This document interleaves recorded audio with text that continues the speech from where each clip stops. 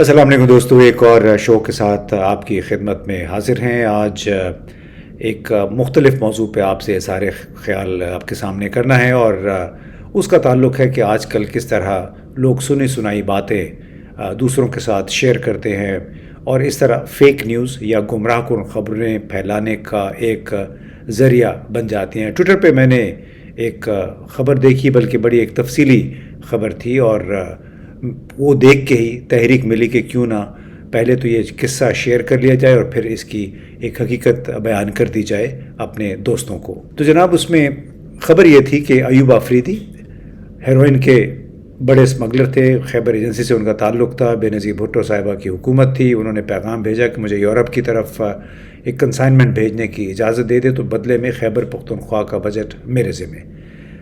جواب آیا کہ زرداری صاحب سے بات کر لیں۔ بات ہوئی تو زرداری صاحب نے ایک پھیرے کی کہ 6 کروڑ روپے رشوت مانگ لے۔ ایوب آفریدی نے گاڑی کیش سے بھر کر وزیر اعظم ہاؤس بھجوا دی، اور زرداری صاحب کو لگا کہ یہ کام تو میں نے بہت سستے میں حامی بھر لی ہے، تو انہوں نے کہا کہ نہیں، مجھے 12 کروڑ روپے چاہیے۔ وہ لوگ واپس چلے گئے جو کیش لے کے آئے تھے۔ خان صاحب کو بتایا تو انہوں نے زرداری سے رابطہ کیا اور کہا کہ 12 کروڑ کسی قریبی رشتہ دار کو بھیج دیں اور وہ آ کر لے جائے۔ تو زرداری نے ادی فریال تالپور کے میاں کو بھیج دیا۔ ایوب آفریدی نے اسے اپنے علاقے میں چھپایا اور پیغام بھیجا کہ پہلا کنسائنمنٹ آپ فری، اور بعد میں 6 کروڑ روپے فی پھیرا اگر منظور ہے تو آ کر اپنے بہنوئی کو لے جائیں۔ زرداری نے بے نظیر بھٹو کو بتایا کہ اس وقت کے آرمی چیف جو جنرل وحید کاکڑ تھے، ان کو ٹاسک دیا گیا برآمدگی کی، اور جس طرح ہمیشہ کی طرح فاٹا میں طالبان کی موجودگی کا بہانہ بنا کر فاٹا پر فوج نے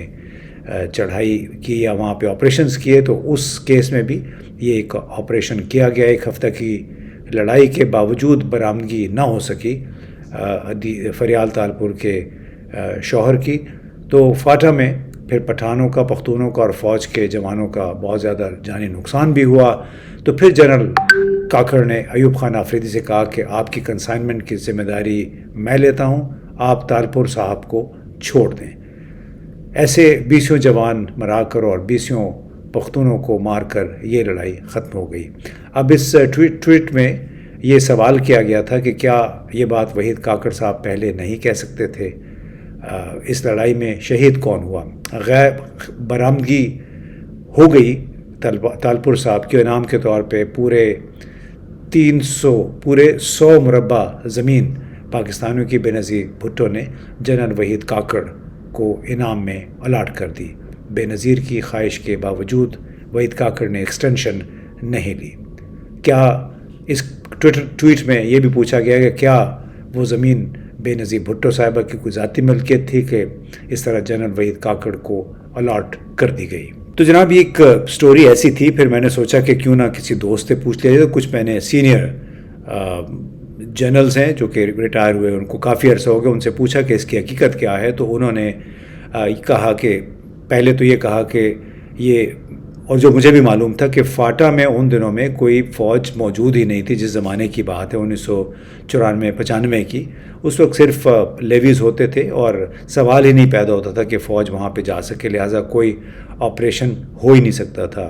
دوسری بات، جنرل وحید کاکڑ انتہائی ایماندار جنرل سمجھے جاتے تھے، بہت ہی سادگی کے ساتھ وہ زندگی گزارتے رہے ہیں۔ بہت سارے جرنیلوں نے ان کی دیانت کی گواہی دی ہے، اور یہ جو کہا گیا کہ سینکڑوں ایکڑ زمین ان کو دے دی گئی ایک افزانے کے طور پہ، یہ بالکل جھوٹ ہے۔ اور جو ایکسٹینشن کی بات تھی، وہ بلا شبہ بے نظیر بھٹو صاحبہ نے انہیں ایکسٹینشن کی دعوت کی آفر کی تھی، لیکن وہ آفر جنرل وحید کاکڑ نے مسترد کر دی۔ اسی طرح اور کئی معاملات تھے جہاں پہ جنرل وحید کاکڑ نے سیاست سے دور رہنے کی کوشش کی۔ انہوں نے بے نظیر بھٹو صاحب اور غلام صاحب خان کے درمیان صلح کرانے کی بھی کوشش کی تھی، اور اس طرح اس غلام صاحب خان اور نواز شریف کے درمیان بھی ایک جو تنازع ہوا تھا 1993 میں، اپریل 1993 میں، تو اس وقت بھی جنرل وحید کاکڑ نے اپنا اثر نفوذ استعمال کیا تھا اور کہا کہ اگر ملک کے مفاد میں یہی ہے کہ آپ دونوں مستعفی ہو جائیں۔ تو یہ نواز شریف اور غلام اسحاق خان کے درمیان جھگڑے کی بات تھی. لیکن اسی حوالے سے ایک اور بات جو معلوم ہوئی کہ بے نظیر بھٹو صاحبہ کی حکومت کے دوران جب یہ باتیں سامنے آئیں کہ سابق ISI کے سربراہ جنرل اسد درانی اور جنرل اسلم بیگ نے بہت سارے فنڈز تقسیم کیے تھے اپوزیشن سیاستدانوں میں بے نظیر بھٹو صاحبہ کے خلاف. IGI جو کہ اسلامی جمہوری اتحاد تھا جس کے رہنماؤں میں فنڈز تقسیم کیے گئے تھے، اس میں ظاہر نواز شریف صاحب بھی شامل تھے، غلام مصطفیٰ جتوئی بھی شامل تھے، اور کو معلوم ہے نواز شریف صاحب تو بعد میں 3 دفعہ وزیر اعظم بھی بنے.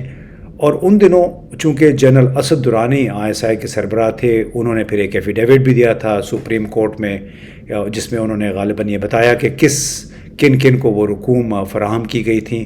جنرل اسد درانی بھی ISI کے سربراہ کے طور پہ تو سیاست میں بہت ملوث رہے، اور اس بات پہ ان کو اپنے عہدے سے قبل از وقت ہٹا بھی دیا گیا تھا. جنرل وحید کاکڑ نے انہیں ہٹا دیا تھا، لیکن چونکہ انہوں نے کسی حد تک ساتھ دیا تھا بے نظیر بھٹو صاحبہ کے کہنے پہ، ایک ایفیڈیوٹ بھی جمع کرا دیا تھا، انہوں نے تمام جو اس معاملے میں لوگ شامل تھے ان کے نام بھی دے دیے تھے، لہٰذا اسی کے بدلے پہ جنرل اسد درانی کو جرمنی میں سفیر بھی مقرر کر دیا گیا تھا. لیکن ایک بات بڑی واضح تھی کہ جنرل اسد درانی نے اپنے عہدے سے کوئی مالی فائدہ نہیں اٹھایا، اور ان کا رہن سہن خود ہم نے بھی دیکھا ہوا ہے، بالکل سادہ انداز میں رہتے ہیں. تو ان پہ کوئی کرپشن کا الزام لگ سکتا ہے، اور نہ ہی جنرل وحید کاکڑ پہ. بڑے ماڈسٹ انداز میں یہ سب لوگ اپنی زندگیاں گزار رہے ہیں.